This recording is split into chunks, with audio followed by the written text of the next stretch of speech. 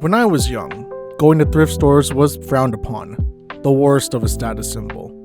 It was a common insult hurled across a schoolyard.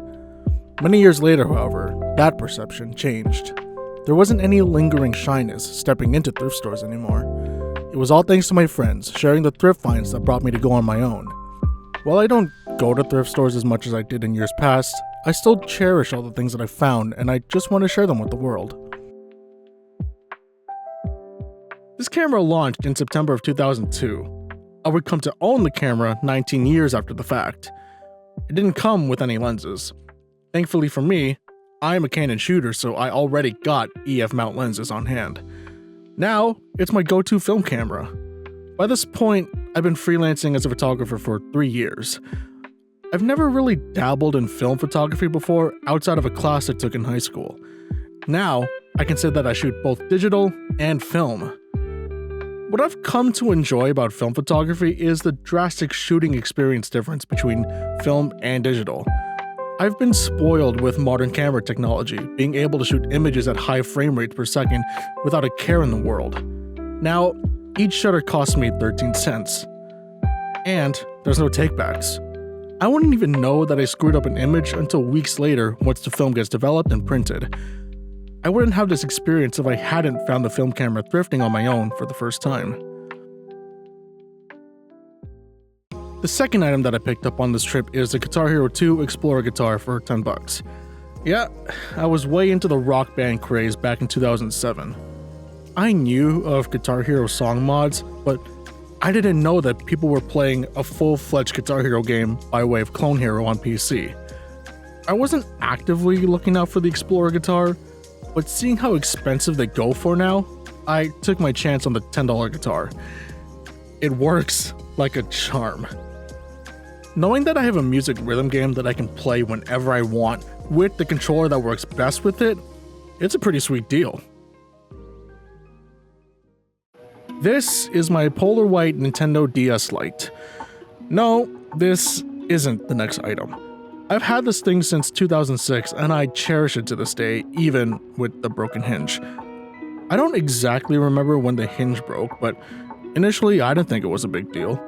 I don't usually play my DS for DS games, it's for GBA games. So that's why the loose hinge didn't bother me as much. Going out and replacing this DS Lite was far from a priority. It wasn't until I saw this metallic rose Nintendo DS Lite at a thrift store for $25. It looked so clean sitting inside the display case. It felt too perfect. Something had to be wrong with it. The exterior is in great condition. On the inside, the only blemish is on the touchscreen with some notable scratches. Aside from that, it really felt and looked like a device that was in great condition. Of course, the worry of it not working set in, but I said, you know what, screw it, and took my chance with this one. I still got my original DS Lite charger with me, so I unrolled the cable, started charging the system. And there it was, the orange charging glow. Immediate, like frame one smile. I threw in the only game I knew deserved the first crack at a new console. Yu-Gi-Oh! Stairway to Destined Duel. What, you thought I was gonna throw in some other well-known better game? I love this thing so much. There are so many other more items that I found and bought throughout the years that I wanted to show, but I don't want to extend this video any longer than it has to be. That being said, there is one more item that I want to talk about. I always believed that baseball was the most boring North American team sport. Then, I watched the Toronto Blue Jays take on the Texas Rangers in the ALDS in 2015. And that changed my perspective of baseball immediately. The 2015 and 2016 Blue Jays playoff runs planted seeds of my now blossoming baseball interest. The history and the lore of this team is still pretty lost on me, so the legends of past are nothing but names in the Blue Jays' level of excellence. Until 2022, when Secret Base, a sports media company specializing in bringing forth special stories in sports, made a documentary series on Blue Jays legend Dave Stieb. He pitched your first and your only no-hitter, and we're talking about right-hander Dave Stieb.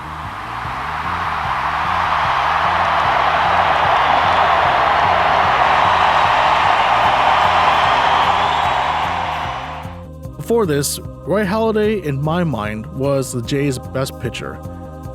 I had no idea. The documentary series showcased Steve's entire Hall of Fame worthy career that coincided with the Jays' early history. From that point on, I hunted for a Dave Steve baseball card. Then, I found something even better than that. The Secret Base documentary makes emphasis of Dave Steve's autobiography, one that they claim he wrote decades too early.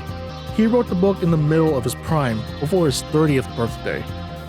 The book is a retrospective of his career, reflecting on what he achieved and anticipating what's to come.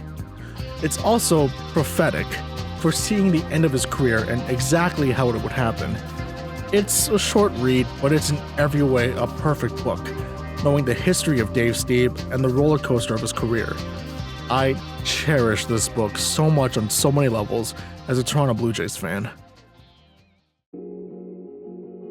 I mentioned earlier how I don't thrift as often as I used to, in part to control myself from buying things that I don't need.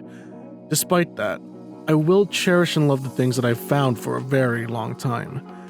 Maybe, ultimately, that's what I learned from all this. From all the subsequent visits to multiple stores finding gems, or the more common latter half, finding nothing. I really just have to control myself and not jump into the hype of one man's trash is another man's treasure. The statement holds true, yes, but I only have a limited amount of space in my home, and my money has to be spent on more rational things. I'll be honest though, I do get an itch from time to time to go in and check what's there. Just have to control myself better.